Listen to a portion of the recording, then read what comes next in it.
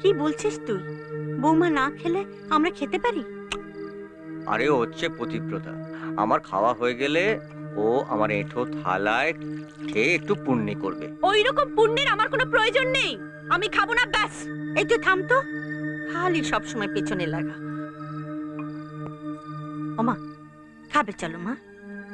মা ওকে এত সাদাসাদি করো না তো, পেটে ছুঁচো ডন মারলে দেখবে আপনি আপ সুরসুর করে এসে খেতে বসে যাবে। রাগ করে না মা, দেখো খিদের কি জ্বালা সেটা আমরা বুঝতে পারি, তুমি সে জ্বালা সইতে পারবে না মা? পারবে মা, পারবে।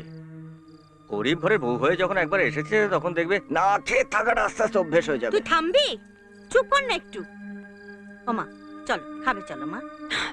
বললাম তো খাবো না। ঠিক আছে, তুমি যদি না খাও আমরা কেউ খাবো না। আপনাদের এই ন্যাকামাগুলো না আমার অসহ্য লাগে। সুমিতা, মা নিজে না খেয়ে উঠে এসে তোমাকে খাওয়ার কথা বলছেন, সেটা কিন্তু মায়ের ন্যাকামি নয়, মায়ের তোমার প্রতি ভালোবাসা। ভালোবাসা?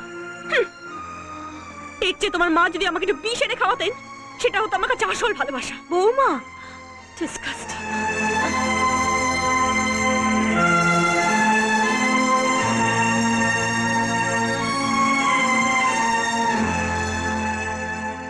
মা আমি তো তোমাকে আর দিদিকে কতবার বললাম যে ওকে সেদো না, ও ও একটা বিচ্ছু, একটা কাঁকড়া বিছে।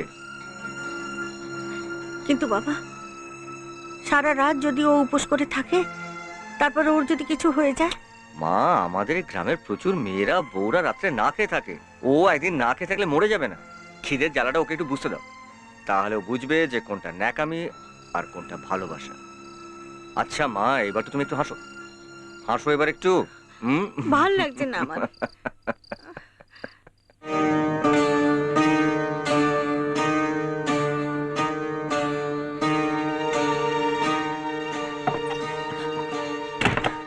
এ কি, তুমি দরজা বন্ধ করছো কেন? শুনেছি ফুলশয্যা ভারতীয় নারীর জন্য একটা বিশেষ রাত।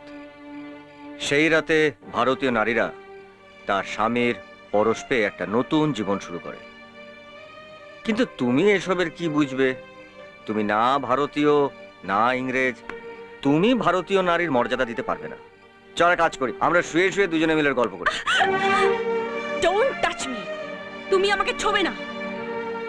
সত্যিকারে তুমি যদি পুরুষ মানুষ হও, আমার অনুমতি ছাড়া তুমি আমাকে স্পর্শ করতে পারবে না।